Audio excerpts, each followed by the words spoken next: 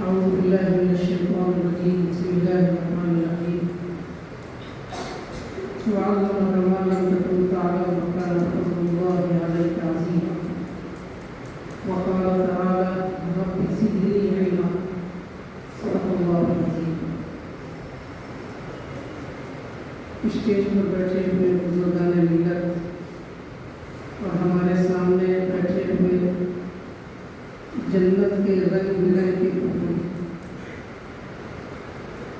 السلام علیکم ورحمۃ اللہ وبرکاتہ۔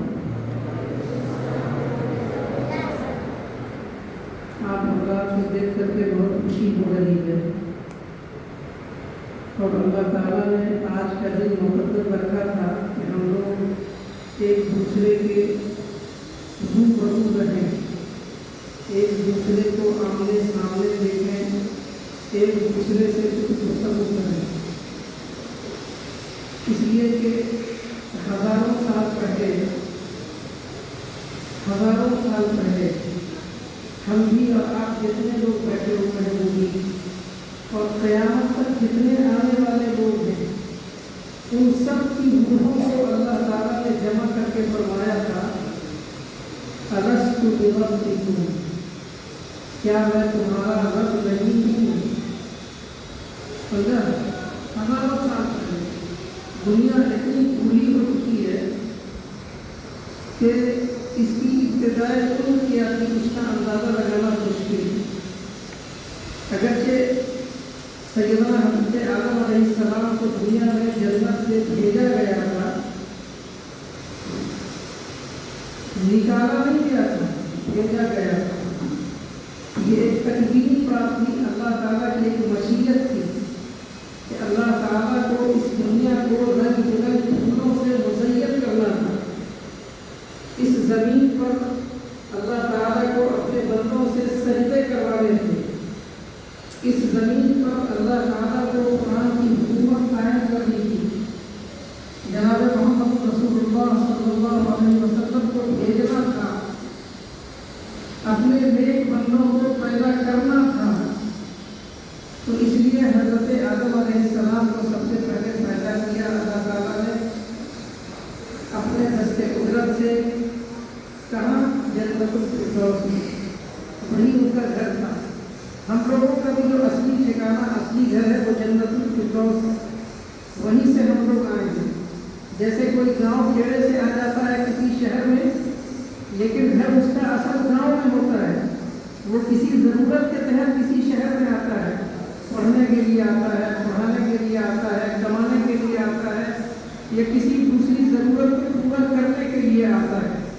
تو وہ گاؤں کھیڑوں سے آتا ہے، دیہات سے آتا ہے، مختلف علاقوں سے آتا ہے، ایک مرکزی جگہ میں آتا ہے، ٹھیک ہے؟ چاہے وہ مرکزی جگہ یہاں کا اعتبار سے گیا شہر ہو، یا پٹنہ ہو، یا ہندوستان کا کوئی بڑا شہر ہو، لیکن جہاں وہ پیدا ہوا ہے، جہاں اس کی بنا رکھی گئی ہے، تو اصل جگہ اس کی بنی ہوتی ہے۔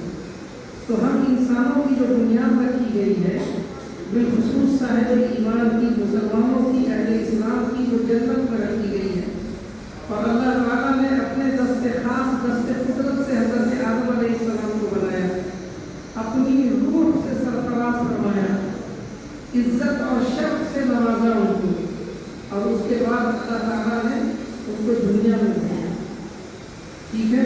پھر ایک سلسلہ چل پڑا، اور پھر اسی سلسلے سے ہم لوگ ہیں، اور یہ سلسلہ قیامت کی صبح تک چلتا رہے گا۔ قیامت کی صبح میں بھی لوگ پیدا ہوں گے، اگرچہ وہ قیامت کی صبح ہوگی، اور شاید وہ دنیا کی بہار دیکھ نہیں پائیں گے کہ سورج ڈوبا جائے گا اور قیامت قائم ہوگی، اور پورے زمین پر جتنے جاندار ہوں گے وہ سب ابدی نیند سلا دیے جائیں گے، روح سب کی پرواز کر جائے گی، سب دنیا سے ختم ہو جائیں گے، دنیا کے سارے تماشے، سارے جھمیلے ختم ہو جائیں گے، ٹھیک ہے؟ تو حضرت آدم علیہ السلام کی نسل سے ہم لوگ ہیں، اور ہم لوگوں کو انسانیت کا شرف حاصل ہوا ہے، اور اس انسانیت کا اعلیٰ شرف اور اس انسانیت کی عظمت کے لیے اللہ تعالیٰ نے فرمایا: وَعَلَّمَ آدَمَ الْأَسْمَاءَ كُلَّهَا، کہ ہم نے آدم کو وہ تمام علم سکھایا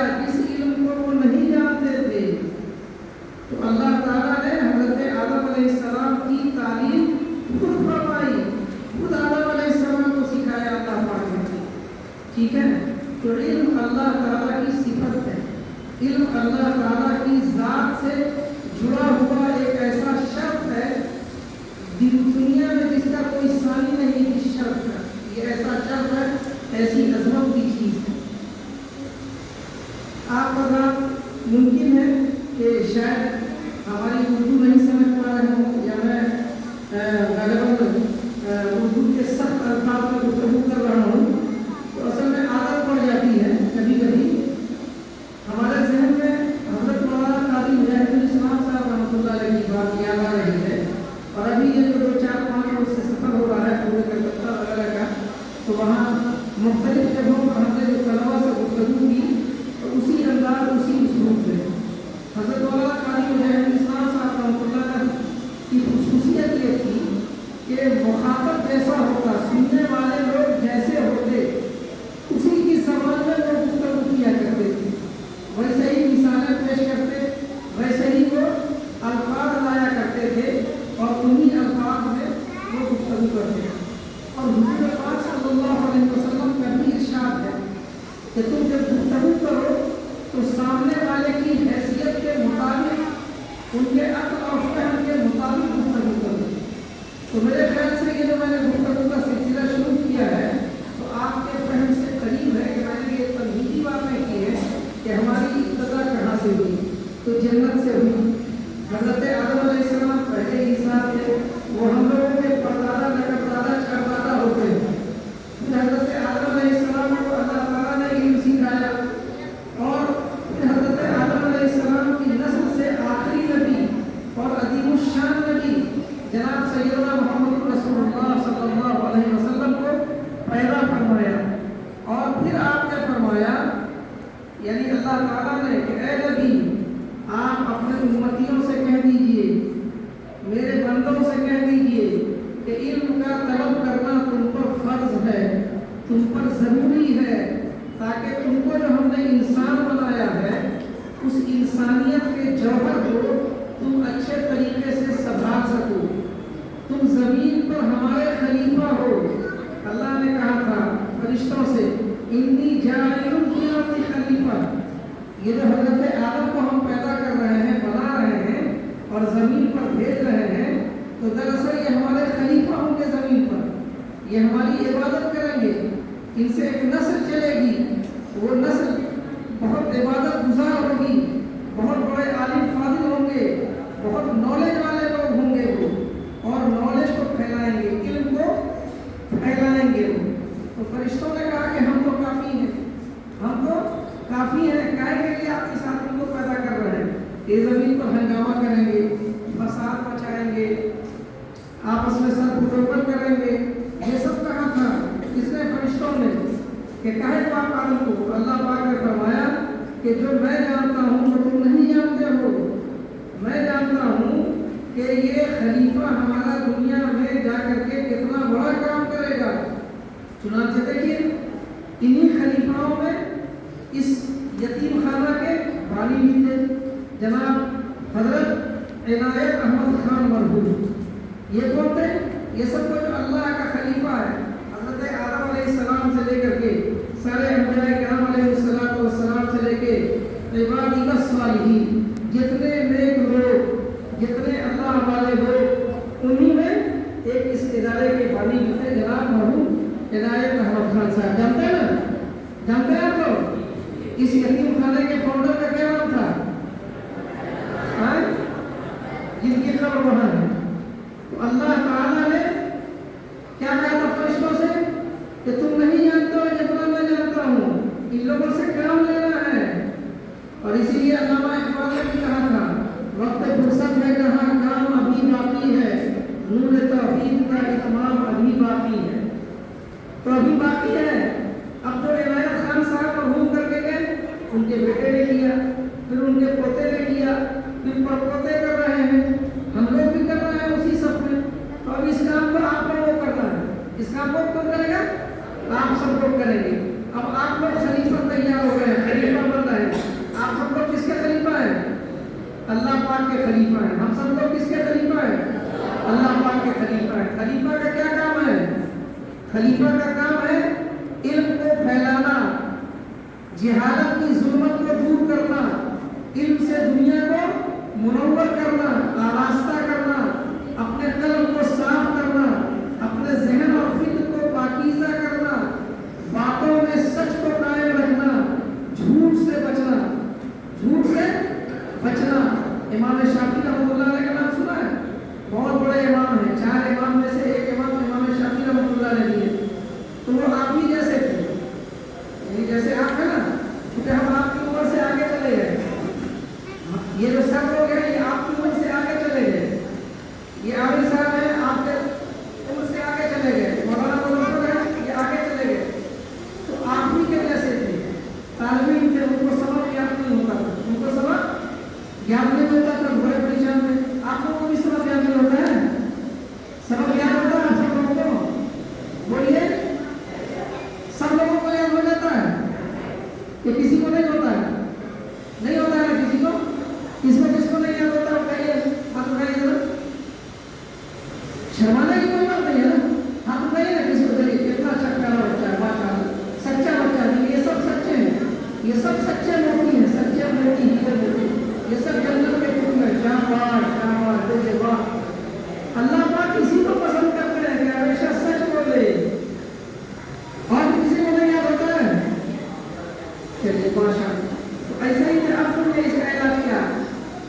سبق یاد نہیں ہونے کا کارن آپ کو بتاتا ہوں، ٹھیک ہے؟ چلیے ہاتھ نیچے کیجیے۔ امام شافعی نے فرمایا اپنے استاد سے کہ حضرت میں تو بہت محنت سے یاد کرتا ہوں لیکن مجھ کو یاد ہی نہیں ہوتا ہے، مجھ کو یاد ہی نہیں ہوتا ہے سبق۔ تو امام صاحب کے استاد کا نام تھا امام وکیع، انہوں نے فرمایا کہ بیٹا گناہ کرنا چھوڑ دو۔ کیا کہا؟ کیا کہا؟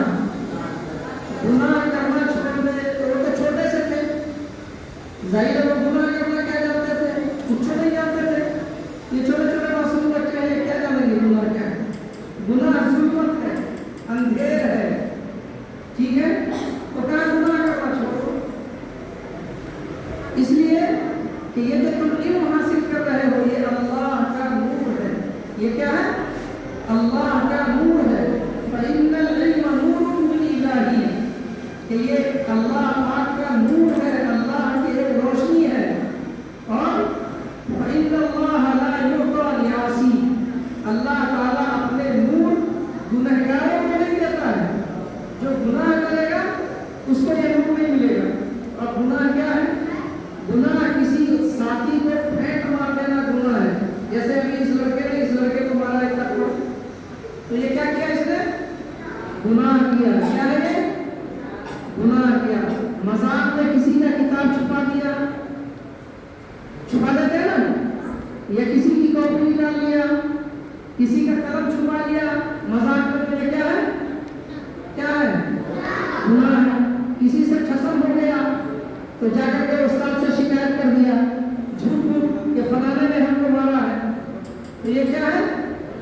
گناہ ہے۔ جھوٹ بولا نہ ہو، اس نے غلط الزام لگایا نا، غلط الزام لگایا کہ نہیں، تو یہ جھوٹ ہے۔ تو جھوٹ بولنا کیا ہے؟ گناہ ہے۔ تو یہ بچے بھی جھوٹ بولتے ہیں، جھوٹ بولتے ہیں نا، جھوٹ بولتے ہیں نا، مذاق میں جھوٹ بول دیتے ہیں، تو مذاق میں بھی جھوٹ نہیں بولنا چاہیے۔ یہ کیا ہے؟ گناہ ہے۔ اور گناہ کی وجہ سے اللہ تعالیٰ اپنے نور کو روک لیتے ہیں، فضل کا سلسلہ بند ہو جاتا ہے۔ بچپن میں ایک کتاب میں یہ بات پڑھی تھی میں نے، ٹھیک ہے؟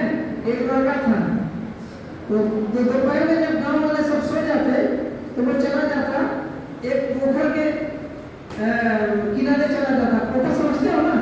تالاب کے کہانی کے دربندہ کے دربندہ نام والا پوکھر بولتے ہیں، ٹھیک ہے؟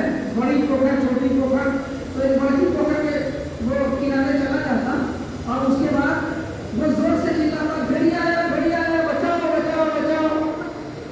اب سارے لوگ پریشان ہو جاتے ہیں، وہ بکری کے لیے بکری چلانے گیا ہے، جلدی سے بچائے اس کو۔ تو جب گاؤں کے سارے لوگ آ جاتے ہیں نا تو وہ چلا کے ہنسنے لگتا ہے، بات نہیں کیجیے، ادھر غور سے سنیے، غور سے۔ جب بھی اساتذہ بیان کر رہے ہیں، گھر کے بیان کر رہے ہیں، گھر کے بڑے لوگ علماء بیان کر رہے ہیں تو توجہ سے سنیے، ٹھیک ہے؟ ہمارے حضرت پرتاپ گڑھی علیہ الرحمہ نے فرمایا کہ صحابہ کرام کا حال یہ تھا کہ حضور پاک صلی اللہ علیہ وسلم کی بات کو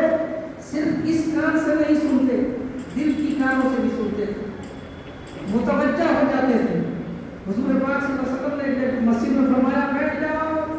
آواز کہاں گئی؟ روڈ پر. آواز کہاں گئی؟ روڈ پر. ایک صحابی روڈ پر سے وہیں بیٹھ گئے. اللہ اکبر. کتنا ادب تھا حضور پاک صلی اللہ علیہ وسلم کی باتوں کا.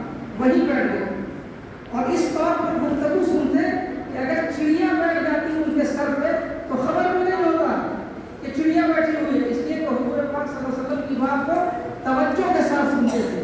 تو جب بات توجہ سے سنی جائے گی تو وہ بات دل میں اترے گی اور جب دل میں اترے گی تو پھر عمل کرنا آسان ہو جائے گا. ٹھیک ہے؟ تو توجہ سے سنیے. یہ وقت پھر دوبارہ نہیں آئے گا. آئے گا. اب اگر میں چاہوں کہ آپ کی طرح بیٹھ کے پڑھوں تو ممکن ہے؟ نہیں ہے ممکن ہمارے لیے. تو اس لیے اس وقت کی قدر کیجیے. تو الغرض وہ بچہ اس نے کہا بھیڑیا آیا بچاؤ. تو جب سارے گاؤں کے لوگ گئے تو دیکھا کچھ نہیں کہ چڑچڑا کے ہنسنے لگے. پہلے کہاں بھیڑیا تھا؟ ہم نے مذاق کیا تھا. کیا کہا اس نے؟ ہم نے مذاق کیا تھا. لوگ ناراض ہوئے. سمجھا دیا چلے آئے. پھر ایک ہفتے کے بعد اس نے ایسے ہی تماشا کیا. گاؤں والے بچاؤ بچاؤ بچاؤ بھیڑیا آیا. پھر کچھ لوگ گئے کچھ لوگ نہیں گئے کہ جھوٹا آدمی ہے جھوٹا لڑکا ہے.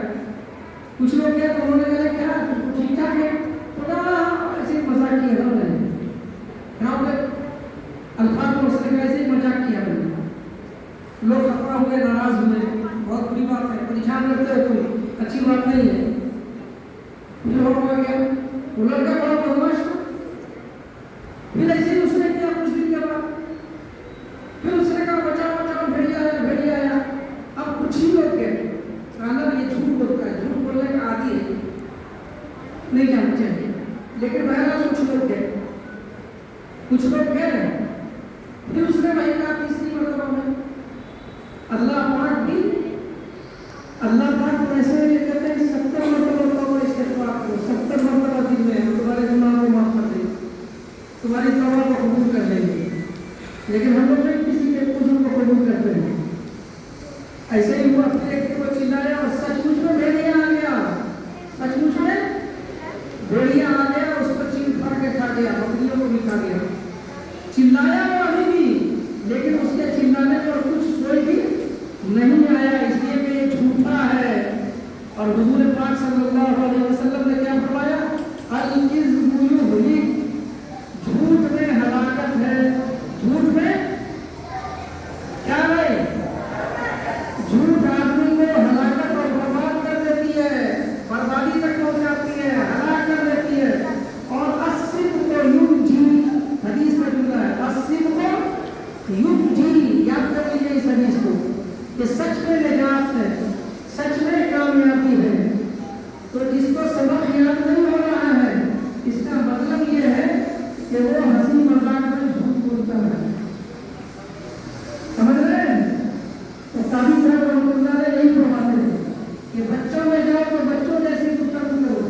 بوڑھوں میں جاؤ تو بوڑھوں جیسی گفتگو کرو. جوانوں میں جاؤ تو جوانوں جیسی گفتگو کرو. ایک دفعہ وہ گئے جالے کے علاقے میں. کسان لوگ تھے. سارے کسان لوگ تھے. دھان روپنے کا زمانہ تھا.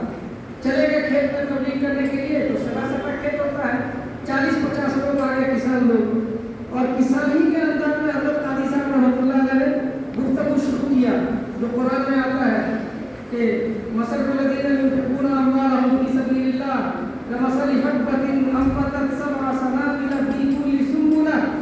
اللہ پاک نے اس میں مثال بیان فرمائی ہے کہ تم گیہوں کا ایک دانہ بو گے پھر اس سے ایک پیڑ نکلے گا. ہر پیڑ میں والیاں ہوں گی. ہر والی میں ڈالیاں ہوں گی. ہر ڈالی میں شاخ ہوگی. اور ہر شاخ میں کم سے کم 50 دانہ ہوگا نا. تو یہ ایک دانے کی مثال اللہ نے دی ہے. قاضی صاحب نے اسی کی تشریح شروع کر دی. تو اس طور پر ہم سب لوگوں کو اپنے بزرگوں کے اسوے اور طریقے پر عمل کرنا چاہیے. تو جس طور پر ہمارے عنایت خان صاحب رحمۃ اللہ علیہ نے یتیم خانہ شروع کیا تھا, ہم سب لوگوں کو اور بھی یتیم خانہ کھولنے کی ضرورت ہے. اسی سے نہیں ہوگا. ہر علاقے میں الگ الگ ڈسٹرکٹ میں الگ الگ قصبے میں مسلمانوں میں بہت سارے یتیم بچے ہیں. کشمیر میں تو بہت سارے ہیں. اللہ معاف فرمائے بہت سارے ہیں. ان یتیموں کی حفاظت کرنی چاہیے. یتیم جو ہوتا ہے وہ دل میں یتیم ہوتا ہے. جنت کا موتی ہوتا ہے. یہ بہت غیر معمولی بچہ ہوتا ہے. یہ بچہ آفتاب ماہتاب ہوتا ہے. حضور پاک صلی اللہ علیہ وسلم یتیم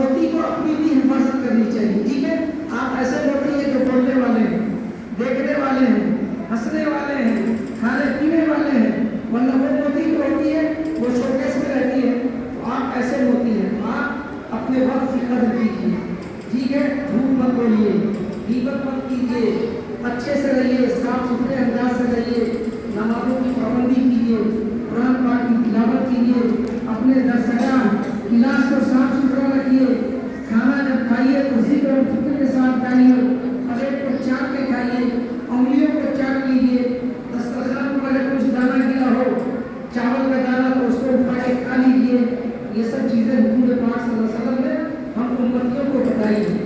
اگر ان چیزوں پر ہم عمل کریں گے تو انشاءاللہ مستقبل ہمارا روشن ہوگا، ہم ایک اچھے انسان بنیں گے، اچھے مہذب شہری بنیں گے، ٹھیک ہے، مسلمانوں کے اچھے نمائندے بنیں گے، اسلام کے اچھے نمائندے بنیں گے۔ اور اگر ہم نے تعلیم کی مشقت کو برداشت نہیں کیا تو پھر ہم کیا ہوگا، ذلت میں چلے جائیں گے، پھر ہم کو عزت نصیب نہیں ہوگی، عزت حاصل نہیں ہوگی۔ تو اس لیے آپ لوگ اپنے اوقات کی قدر کیجیے، اپنے اساتذہ کی عزت کیجیے۔ ہم لوگ اپنے استاد کو جب دیکھتے تھے تو سلام کر کے رک جاتے تھے، کھڑے ہو جاتے تھے، اور آج کیا کرتے ہیں، استاد کو دیکھ کر کے رستہ کاٹ لیتے ہیں، سلام کرنا تو دور کی بات ہے۔ تو ایسے لوگوں کو علم نہیں آتا ہے۔ بے ادب محروم دش از فضل رب از خدا جو علم اور بے ادب۔ شیخ سعدی نے فرمایا کہ اے اللہ ہم آپ سے ادب کی توفیق مانگتے ہیں، اس لیے کہ جو بے ادب ہوتا ہے وہ اللہ کے فضل سے محروم ہو جاتا ہے۔ تو اس لیے ہم سب لوگ آئیے دعا کریں کہ اللہ تعالیٰ ہم سب کو ادب میں سے حصہ نصیب فرمائے، اور اللہ تعالیٰ ہم سب کو علم میں سے حصہ نصیب فرمائے، اور اللہ تعالیٰ ہم سب کو علم کا شوق عنایت فرمائے، علم کا ذوق عنایت فرمائے۔ ہم سب کے لیے دین دنیا کے جتنے مفید علوم ہیں سب کو مقدر فرما دے، ہمارے علم کو امت کے لیے مفید بنائے، ملک کے لیے مفید بنائے، ملت کے لیے مفید بنائے۔ ربنا تقبل منا انك انت السميع العليم وتب علينا انك انت التواب الرحيم، واستغفر الله لي ولكم ولسائر المسلمين فاستغفروه انه هو الغفور الرحيم۔ ربنا اغفر لنا ذنوبنا واسرافنا في امرنا وثبت اقدامنا وانصرنا على القوم الكافرين۔ اللهم اغفر لوالدي والمستضعفين ولجميع المؤمنين والمؤمنات والمسلمين والمسلمات الاحياء منهم والاموات انك سميع قريب مجيب الدعوات، وصلى الله تعالى على سيدنا محمد